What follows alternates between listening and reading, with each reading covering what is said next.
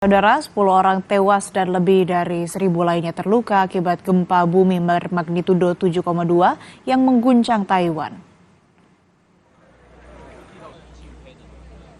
Tim penyelamat terus mencari warga yang hilang dan berupaya menyelamatkan ratusan orang yang terjebak di lingkungan yang terisolasi akibat tertutup batu dan lumpur.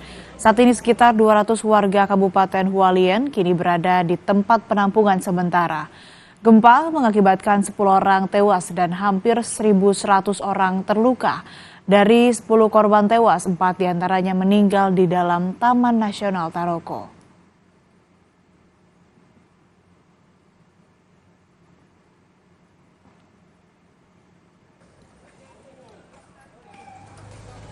Sebelumnya, guncangan gempa di Kabupaten Hualien menunjukkan para pengunjung sebuah restoran panik berlari menyelamatkan diri saat guncangan gempa bermagnitudo 7,2 terjadi.